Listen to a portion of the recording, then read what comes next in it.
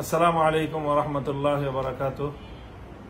সম্মানিত দর্শক মণ্ডলী, আলহামদুলিল্লাহ আমরা সকলেই জানি যে আগামী ৩রা মে আসছে শনিবার দিন সকাল ৯টায় রাজধানী ঢাকার ঐতিহাসিক সোহরাওয়ার্দী উদ্যানে অনুষ্ঠিত হতে যাচ্ছে হেফাজতে ইসলাম বাংলাদেশ আহত ঐতিহাসিক মহাসমাবেশ।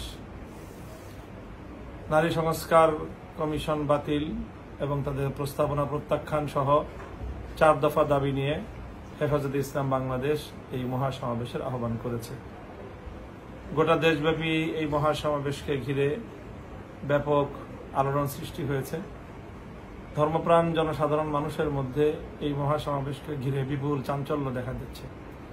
তারা সকলেই এই মহাসমাবেশে যোগদান করে তাদের ঈমানি দাবির জানান দিতে প্রস্তুতি নিচ্ছে সারা দেশ জুড়ে। দেশের প্রতিটি শহরে শহরে, প্রতিটি পাড়ায় পাড়ায় চলছে সাজ সাজ রব। সারা দেশ থেকে ধর্মপ্রাণ মুসলমানদের লাখো জনতার বিশাল জনস্রোত ছুটবে ৩রা মে রাজধানীর সোহরাওয়ার্দী উদ্যান অভিমুখে। আমরা বাংলাদেশ হেফাজতে ইসলাম বাংলাদেশের পক্ষ থেকে এই মহাসমাবেশ সুশৃঙ্খলভাবে আয়োজন করার জন্য চেষ্টা করে যাচ্ছি। হেফাজতে ইসলাম বাংলাদেশের মজলিসে আমেলার সকল সদস্য এবং বিশেষ করে মহাসমাবেশ বাস্তবায়ন কমিটির সদস্যবৃন্দ সহ ঢাকা মহানগরের দায়িত্বশীল বৃন্দ অতিরিক্ত দায়িত্ব পালন করে চলেছেন। স্বাগতিক শাখা হিসেবে ঢাকা মহানগরের পক্ষ থেকেও ব্যাপক প্রস্তুতি গ্রহণ করা হয়েছে এই মহাসমাবেশকে সফলকাম করার জন্য।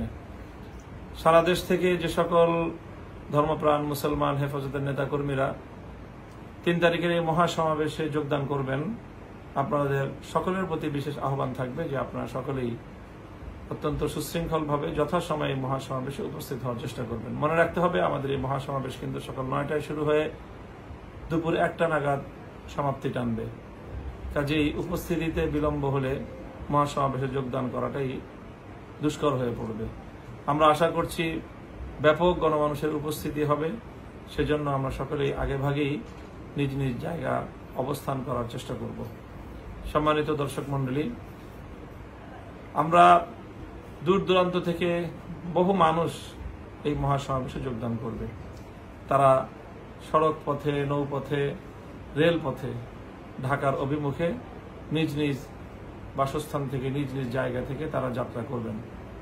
বিশেষ করে যে সকল সড়ক পথে যানবাহন নিয়ে যারা মহাসমাবেশে যোগদান করবেন, তাদেরকে এক্ষেত্রে একটু বিশেষভাবে সতর্কতা অবলম্বন করতে হবে এবং কেন্দ্রীয় হেফাজতের পক্ষ থেকে নির্দেশনা অনুসরণ করতে হবে। আমরা হেফাজতে ইসলাম বাংলাদেশের পক্ষ থেকে সড়ক পথে যানবাহন নিয়ে যারা মহাসমাবেশে যোগদান করবেন, ঢাকায় আসবেন, সেই সকল যানবাহনগুলো ঢাকার কোথায় অবস্থান করবে সেই বিষয়ে কিছু নির্দিষ্ট নীতিমালা এবং নির্দেশনা, গাইডলাইন হেফাজতে ইসলামের পক্ষ থেকে প্রণয়ন করা হয়েছে। আমরা আশা করছি ঢাকার বাইরে থেকে যে সকল যোগদানকারী মহাসমাবেশে যানবাহন যোগে আসবেন, আপনারা এই শৃঙ্খলাগুলো রক্ষা করবেন। অন্যথায় ঢাকা মহানগর, ঢাকা শহর সেদিন যান চলাচলের অনুপযুক্ত হয়ে যেতে পারে। কাজে সেই জন্য আমরা নিজেদের চলাচলের সুবিধার্থে, রাজধানী ঢাকাবাসীর সুবিধার্থে এবং ঢাকার পথচারীদের সুবিধার্থে আমরা সকলেই নিজ নিজ জায়গা থেকে শৃঙ্খলা রক্ষা করার ক্ষেত্রে সর্বোচ্চ ভূমিকা পালন করব। এক্ষেত্রে আমরা হেফাজতে ইসলাম বাংলাদেশের পক্ষ থেকে ট্রাফিক ও গাড়ি পার্কিং নির্দেশনার একটি ঘোষণা আমি আপনাদের সামনে দিচ্ছি। আপনারা সকলেই এই ঘোষণাটি যথাযথভাবে অনুসরণ করার চেষ্টা করবেন। ঢাকার মূলত 3টি পথে যানবাহনে, সড়ক পথে ঢাকা সিটিতে বা সোহরাওয়ার্দী উদ্যান অভিমুখে দূর দূরান্ত থেকে দূরপাল্লার যাত্রীরা যাত্রীবাহী বাসে বা বিভিন্ন যানবাহনে তারা আগমন করবেন। তার মধ্যে প্রথম পথটি হল চিটাগাং রোড, ডেমরা রোড ও পোস্তগোলা হয়ে যাত্রাবাড়ি মোহনায় এসে যারা মিলিত হবেন, তাদের সকলের জন্য, অর্থাৎ চিটাগাং রোড, ডেমরা রোড ও পোস্তগোলা রোড হয়ে যারা ঢাকায় ঢুকবেন, তাদের জন্য পার্কিং স্পট ঘোষণা করা হচ্ছে দিলকুশা রোড, মতিঝিল, গোলাপবাগ মাঠ সংলগ্ন রাস্তা, ধূপখোলা মাঠ, ঢাকা বিশ্ববিদ্যালয় খেলার মাঠ ও শহীদ মিনার সংলগ্ন রাস্তা।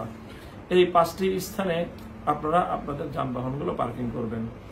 দ্বিতীয় প্রবেশ পথটি হচ্ছে আমাদের 300 ফিট রাস্তা টঙ্গী ও আব্দুল্লাহপুর হয়ে যে সকল গাড়িগুলো রাজধানীতে প্রবেশ করবে সেই সকল গাড়িগুলোর জন্য পার্কিং স্পট নির্ধারণ করা হয়েছে 2টি। এক নম্বর হলো আফতাবনগর, দ্বিতীয় হলো ইস্টার্ন হাউজিং। আপনারা এই জায়গাগুলোতে নিজ নিজ গাড়ি পার্কিং করবেন। তৃতীয় যে প্রবেশ পথ সেটি হচ্ছে গাবতলী হয়ে যে সকল গাড়ি বা যে সকল যানবাহন রাজধানীতে প্রবেশ করবে তাদের জন্য পার্কিং স্পট হচ্ছে 2টি। পুরাতন বাণিজ্য মেলার মাঠ, চীন বাংলাদেশ মৈত্রী সম্মেলন কেন্দ্র সংলগ্ন, আর হলো মানিক মিয়া এভিনিউ জাতীয় সংসদ ভবনের সম্মুখস্থ মহাসড়কে। এছাড়া ব্যক্তিগত প্রাইভেট কার নিয়ে অনেকেই আসবেন, সেক্ষেত্রে সিনিয়র মুরব্বী যারা বয়োজ্যেষ্ঠ মুরব্বী থাকবেন তাদের গাড়ি মাঠের নির্দিষ্ট জায়গায় সোহরাওয়ার্দী উদ্যানের মাঠেই থাকবে, আর অন্যান্য মুরব্বীদের গাড়ি কাকরাইল মসজিদ সংলগ্ন পার্কিং এ তাদের গাড়ি তারা পার্কিং করবেন। এই হলো ট্রাফিক ও গাড়ি পার্কিং নির্দেশনার সারসংক্ষেপ। এই সকল ক্ষেত্রে আমাদের দায়িত্বশীলরা থাকবেন।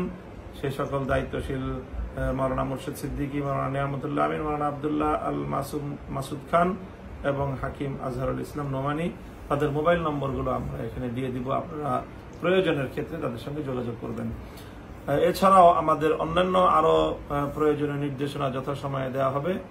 আমরা আশা করছি যে আগামী 3 তারিখ হেফাজতে ইসলাম বাংলাদেশ আহত এই মহাসমাবেশ বাংলাদেশে একটি নতুন অধ্যায় এবং নতুন ইতিহাস সৃষ্টি করবে, এবং এই মহাসমাবেশ থেকে আমরা হেফাজতে ইসলামের পক্ষ থেকে পরিষ্কার জানান দিয়ে দিব যে কোরআন বিরোধী কোন নীতি, কোন আইন, কোন সংস্কার বাংলাদেশের মানুষ কশিনকালেও মেনে নেবে না।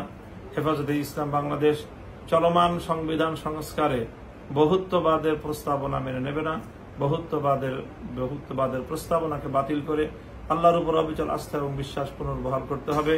হেফাজতে ইসলাম সহ আলেম সমাজের বিরুদ্ধে দায়েরকৃত ফ্যাসিবাদ আমলের মিথ্যা এবং বানোয়াট সকল মামলা প্রত্যাহার করে শাপলার গণহত্যা সহ সবগুলো গণহত্যার বিচার ত্বরান্বিত করতে হবে। গাজায় জায়নবাদী ইসরায়েলের গণহত্যা এবং কাশ্মীর সহ গোটা ভারত জুড়ে মুসলমানদের উপর পরিচালিত হিন্দুত্ববাদী বিজেপির গণহত্যা এবং সাম্প্রতিক ওয়াকফ আইন সংশোধনী বিল 2025 বাতিল করা এবং সেই বাতিলের ক্ষেত্রে বাংলাদেশ সরকার যথাযথ পদক্ষেপ নেওয়ার দাবিতে হেফাজতে ইসলাম এই ঐতিহাসিক মহাসমাবেশের আহ্বান করেছে।